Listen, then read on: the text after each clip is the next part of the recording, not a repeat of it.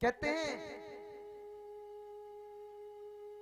ये जीव इस संसार में मानता है कि अपना सब कुछ बनाता है। कहता है ये मेरा मकान है, ये मेरी दुकान है, ये मेरा सब कुछ है। लेकिन सही मायने में देखा जाए तो यहाँ केवल और केवल जो अपना धन है वो केवल अपना एक ही धन है। कौन सा धन है भैया? केवल जो धन है वो केवल और केवल भगवान के नाम का धन है और भगवान की हुई भक्ति धन है। और प्यारे, केवल और केवल जो आप भक्त जन भगवान की कथा को श्रवण कर रहे हैं, सच्चा धन तो यही बताया गया है। इससे बढ़कर कोई धन है ही नहीं।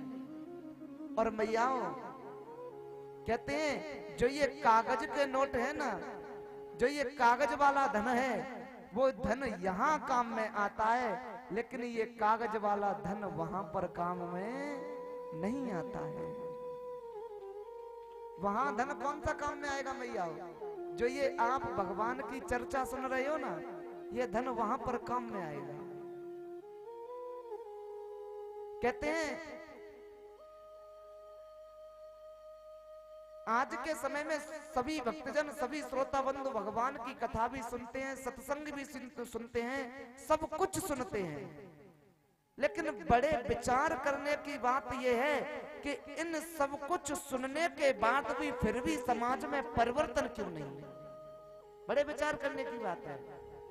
सब जानते हैं कि झगड़ा करना गलत है, और जितने भी ग्रंथ हैं, 4 वेद, 6 शास्त्र, 18 प्राण, ये चीख चीख करके यही कहते हैं कि झगड़ा करना गलत है, दूसरे की चुगली करना गलत है, सास ससुर से गलत बोलना पाप है, बड़ों का अपमान करना पाप है।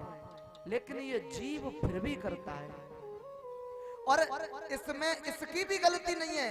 यदि आध्यात्मिक दृष्टि से देखा जाए तो जो व्यक्ति अपमान कर रहा है उसकी भी गलती नहीं है। कहते हैं केवल एक वजह से कोई भी व्यक्ति किसी का अपमान नहीं करता। प्यारे भक्तों, वैसे तो कह दिया गया है कि विनाश काले विपरीत बुद्धि, इंसान का जब विनाश आता है तो ठीक ये बुद्धि गलत मार्ग में चलने लगती है। लेकिन यदि देखा जाए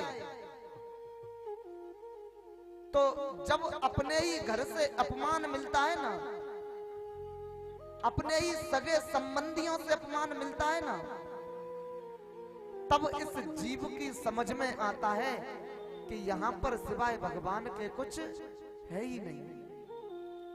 मैयाओ,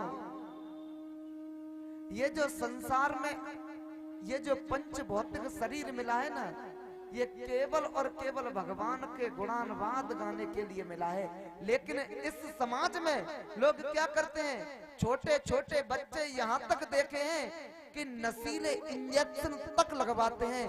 प्यारे भक्तों, जुआ शराब इत्यादि करते हैं। ये शरीर इन सबके लिए नहीं मिला,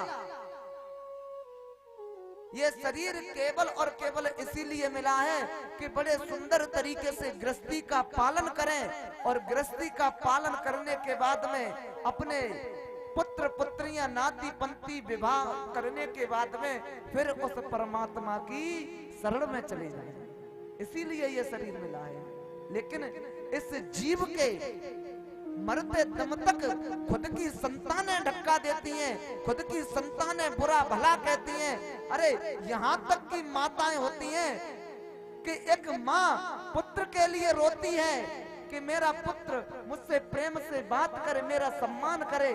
उस माँ रोते रोते हुए दो मुट्ठी राख बन जाती है, लेकिन उस माँ को, उस पिता को, उस बुजुर्ग को अपने ही घर में सम्मान नहीं मिलता है। मैयाओ, कहते हैं भगवान ये दिखाता है कि जिस संतान के लिए तू मरता है, जिस रिश्तेदार के लिए तू मरता है, ये भी जब तेरे ऊपर कुदृष्टि आएगी तो ये भी तेरा साथ देने वाले नहीं है। भगवान दिखाता है ये जीवन में गलत समय आना भी बहुत जरूरी है, बहुत आवश्यक है। क्योंकि कहते हैं हर समय हर टाइम हमें कुछ ना कुछ सिखा कर ही जाता है। और मैया, जहां पर आपकी सारी उम्मीदें बंद हो जाएं और जहां पर सारे दरवाजे बंद हो जाएं, प्यारे भक्तों, मेरा कृष्ण इतना दयालु है, मेरा ठाकुर इतना दयालु है कि जब ये संसारवासी साथ छोड़ दिया करते हैं तो मैयाओ एक बार आजमाइश करके देख लेना कि जहां पर आपको कोई सहारा ना दे, वहां पर भगवान श्री सच्चिदानंद अविनाशी के चरणों में जाकर सच्चे हृदय से केवल हाथ जोड़ करके सुंदर से भाव से एक बार कह देना कि प्रभु, दुनिया में बहुत जी के देख लिया, दुनिया के रिश्तों को देख लिया, अपने खुद के परिवार को देख लिया, अपने खुद के संबंधियों को देख लिया। प्रभु, मुझे यदि पहले पता होता तो मैं इनको अपना नहीं बनाता। प्रभु, आज मुझे सब पता चल गया है कि यहाँ पर कौन अपना है, कौन पराया है। और हाथ जोड़ करके एक ही बात कहना, प्रभु, आज से ये सारी दुनिया मेरे लिए मिथ्या है और प्रभु, आज से तू मेरा है और मैं तेरा हूं। केवल इतनी बात कहना। और मैयाओ, विश्वास मानिए, आपने ये छोटा सा शब्द यदि उस परम पिता परमात्मा से कह दिया तो वहीं से जहां आपको सारे दरवाजे बंद नजर आते हैं, वहीं पर कई दरवाजे खुलते हुए नजर आएंगे। लेकिन होनी चाहिए निष्ठा पक्की। लेकिन मैयाओ, केवल आपसे निवेदन इतना है, श्रीमद् भागवत कथा बहुत सुनी होगी, रामायण बहुत सुनी होगी, ग्रंथों का अध्ययन बहुत किया होगा, लेकिन यदि आप श्रीमद् भागवत कथा सुन रहे हो तो इतना ध्यान रखना कि अपने जीवन में परिवर्तन अवश्य लाना। क्योंकि ऐसा मत करना, कहते हैं ना, ऐसी भावना मत रखना कि जो चीकना घड़ा होता है उस पर जल डाल दो तो सब चला जाता है। ऐसा भाव मत रखना। अरे कुछ ना कुछ परिवर्तन अवश्य लाना। और नहीं तो यदि आपने जैसे पहले जिंदगी जी रहे हो, यदि श्रीमद् भागवत कथा सुनने के बाद भी वैसे ही जिंदगी जीना प्रारंभ किया तो फिर भला श्रीमद् भागवत कथा और सत्संग, गुरु की वाणी और घर में रामायण रखने से और सुंदर सुंदर सी पुस्तकें रखने से फायदा ही क्या है। अरे इन्हें खोल करके देखिए, ये सिखाती हैं कि जीवन कैसे जीना चाहिए। थोड़ा सा